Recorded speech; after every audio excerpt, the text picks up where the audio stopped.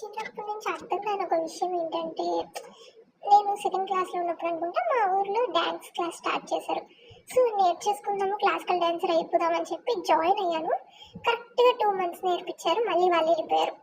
సరే అక్కడికి అయిపోయింది, ఇంకెవరన్నా పెడతారని ఎతికాం, ఎక్కడా లేదు. 3 years తర్వాత నేను 5th క్లాస్లో ఉన్నప్పుడు ఇంకో డ్యాన్స్ క్లాస్ పెట్టారు. ఏముంది, ఇవన్నీ మర్చిపోయాను, నేర్చుకున్నవన్నీ మర్చిపోయాను. సో మళ్ళీ ఆ డ్యాన్స్ క్లాస్లో జాయిన్ అయ్యాను. ఆ డ్యాన్స్ క్లాస్లో కూడా మొత్తం బేసిక్స్ నుంచి మొత్తం నేర్పించారు. తీరా చూస్తే 2 months తర్వాత వాళ్ళు కూడా వెళ్ళిపోయారు. ఇంకా నా పరిస్థితి చూడండి. సరే ఇవన్నీ వద్దు మనకి, 6th క్లాస్లో మా ఊర్లో చెస్ పెట్టారు, నేర్పిస్తామని.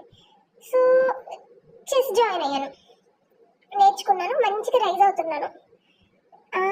వీళ్ళు ఒక 5 months, దగ్గర 5 months నేర్పించారు.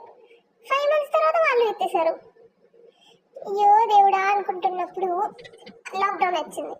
లాక్డౌన్ తర్వాత 8th క్లాస్ హాలిడేస్లో ఆర్చరీ పెట్టారు. ఆర్చరీ, కరాటీ 2 అయితే 2 నేర్చుకుందామని వెళ్ళాను. ఇది మరీ దారుణం, 1 month.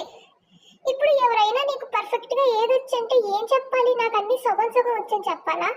సగం డ్యాన్స్ వచ్చు, సగం చెస్ వచ్చు, సగం ఆర్చరీ వచ్చు. కరాటే స్టార్టింగే అనుకోండి. అలాంటి ప్రాబ్లం మీరు కూడా ఎప్పుడన్నా ఫేస్ చేశారా?